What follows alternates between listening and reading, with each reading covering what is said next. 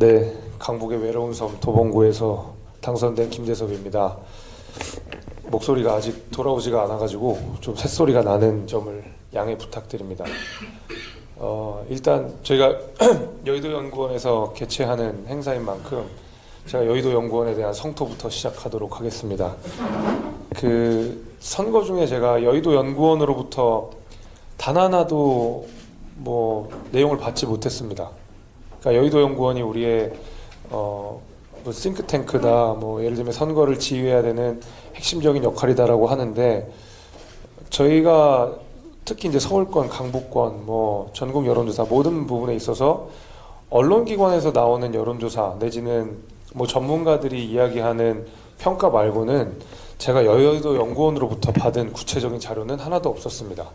그러니까 선거 기간에 여의도 연구원은 무엇을 했는지 저는 한번 여쭙고 싶고 또 성토도 좀 해보고 싶습니다. 저뿐만이 아니라 대부분 다 비슷한 생각 하실 겁니다.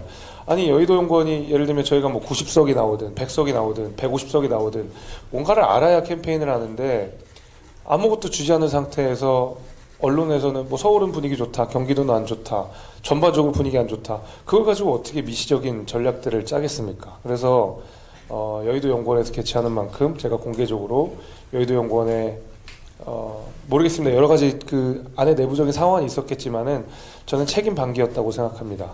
90석이라는 내용이 나와서 전국이 혼란스러워지면 혼란스러운 대로 저희는 또 선거 준비를 해야 되는 거거든요. 그러니까 개인적인 후보 개개인들이 이 센 바람을 연구하고 또 분석하기에는 시간도 없고 역량도 부족했다는 점을 먼저 말씀을 제가 분명히 드리고요.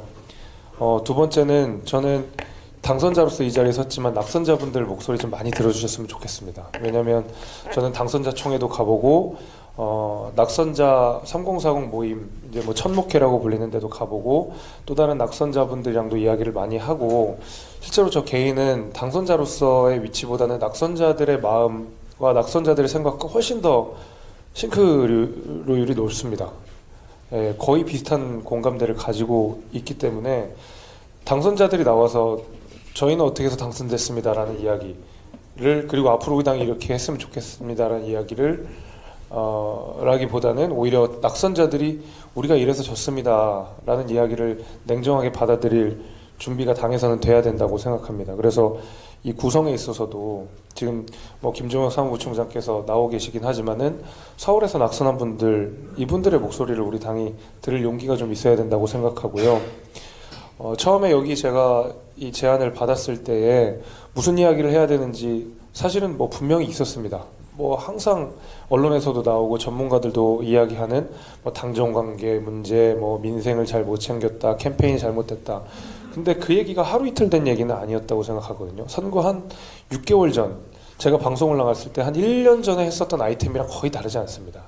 그러니까 그 얘기는 뭐냐면, 저희가 똑같은 이야기를 반복적으로 하고 문제에 대한 진단도 정확하게 나와 있는데 그 문제를 해결할 용기가 우리 당한테는 없었다라는 얘기밖에 안 되는 것 같거든요.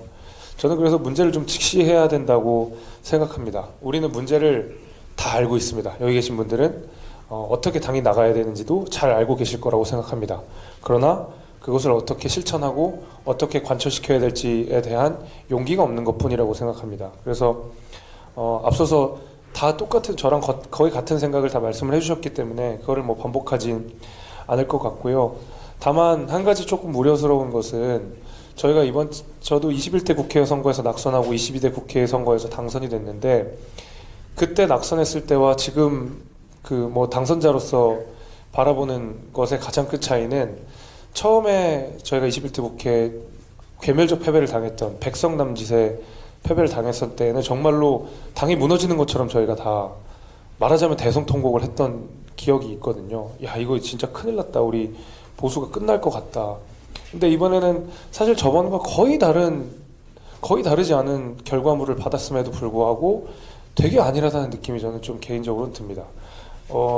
저희가 저번 선거에서 크게 지고 나서 다행히도 대선과 지선, 그리고 그 전에 있었던 재보궐선거에서 이겨서인지는 모르겠는데 약간의 희망회로 같은 것들이 강하게 돌아가고 있다는 생각을 감추기가 어렵습니다. 이번에도 100석 했지만 대선은 이기지 않을까? 3년이 남았으니까. 지방선거도 잘 치르면 이기지 않을까? 근데 그렇게 정당이 감나무에서 감 떨어지듯이 밑에서 입 벌리고 있는다고 저는 해결될 건 없었다고 보고, 당시에도 21대 국회가 끝나고 나서 초선 중심으로 정말 여러 가지 그 혁신 모임들이 생겼던 것으로 기억이 납니다. 저도 가서 발표도 했던 적이 있고, 먼저 초선들께서 당의 방향성에 대해서 논의를 하고, 김종인 비대위가 들어오고 나서도 저희가 그때 정강정제부터 바꾸고, 어떤 약자와의 동행을 만들고, 그러니까 처절한 반성 같은 것들이 분명히 있었거든요. 그 가운데서 지지층들이 매일 비대위 보고 욕했던 기억이 아직도 선연한데, 그때에 비해서 아직까지 우리는 거의 똑같은 의석수를 받았음에도 불구하고 뭔가 다 잘 될 것 같다는 생각만 가지고 있고, 구체적인 액션 플랜이 안 나와 있다는 거는 개인적으로 좀 아쉬운 마음이 듭니다. 그리고 강북에서 어떻게 당선됐냐, 거기 험진대 어떻게 당선됐냐 물어보셨을 때 뭐 여러 가지 이유가 있겠지만은 굉장히 현상적인 이야기만 드리면 우리 당이 하는 거 거의 반대로만 했습니다. 제가 솔직히 말해서 그게 어떤 거냐면 2조 심판 얘기 입 밖으로도 꺼내지 않았고요. 그 다음에 당에서 내려온 현수막 4년 동안 한 번도 저걸지 않았습니다. 이게 스스로도 부끄러운 일이긴 하지만 당에서도 알아주셔야 된다고 생각이 드는 게, 제가 현수막을 저희 사무국장으로부터 당으로부터 내려오는 거 보면 정말 저희 지역에는 걸 수 없는 내용들이 태반이었습니다. 그래서 정말 단언컨대 저는 한 번도 건 적이 없었습니다. 그때 이제 서울시당에서 이런 현수막을 걸어야 당무감사에서도 좋은 평가를 받고 공천도 가능하다는 얘기 했는데, 공천을 받아도 이 현수막을 걸면 떨어질 것 같아서 제가 못 걸었습니다. 제가 죄송하다는 말씀 드리면서 당에서 그런 부분을 좀 세심하게 신경을 써주셨으면 좋겠습니다. 그러니까 수도권 민심과는 전혀 다른 이야기들이 지금 중앙당으로부터 계속 내려오고 있는 상황 속에서 개개인 후보들이 할 수 있는 정치적 역량이라는 게 너무 협소해지기 때문에 조금 계속 앞서서 말씀드렸다시피 수도권 중심으로 당이 좀 개편이 되고, 수도권에서 낙선한 분들, 수도권에서 정치하시는 분들의 목소리가 절대적으로 많이 반영돼야 된다는 생각이 계속 저는 듭니다. 그래서 저희 이제 3040 낙선자 모임이 이제 천목회에 이제 여러 낙선자들이 지금 모이고 있는 것으로 알고 있습니다. 꽤 뭐 10명 이상, 거의 이제 20명이 넘은 걸로도 제가 알고 있는데, 이분들이 내시는 목소리들을 조금 더 당에 직접적으로 가닿을 수 있도록 그 통로를 좀 마련해 주셨으면 좋겠습니다. 어쨌든 언론 지형이라고 하는 것이고 당의 구조라고 하는 것이 당선자 중심으로 그리고 의원 중심으로 갈 수밖에 없는 것은 제가 이해는 하지만은, 그럼에도 불구하고 낙선한 사람들의 목소리, 그리고 젊은 우리 당의 뭐 인재들의 목소리를 좀 적극적으로 반영을 해주시면 좋겠다는 생각이 들고, 어렵게 영입된 인재들이 사실은 다시 다 우리 당을 버리고 자기의 삶의 터전으로 돌아갈 준비를 하고 있습니다. 어렵게 모신 분들이. 이분들에 대한 세심한 배려들이 저는 분명히 필요하다고 생각이 되고, 선거 때마다 영입 인재들 이렇게 데리고 와서 나몰라라 하고 낙선해서 잘 버티면 국회의원이 되고 안 되면 네 책임이고 이렇게 되는 방식으로는 앞으로도 23대 국회의원 선거에 저희 영입 인재 들어오기 어려울 거라고 생각합니다. 과거에 정말 경제로 유능한 한나라당의 시절에야 유능한 인재들이 너도 나도 우리 당에서 정치를 하겠다고 나왔지만은, 지금은 제가 봤을 때 영입인재 한 분 한 분 모시는 거에 굉장히 공을 많이 들였다고 알고 있습니다. 굉장히 노력도 많이 하셨다고 알고 있고, 앞으로 점점 더 어려워질 거라고 생각합니다.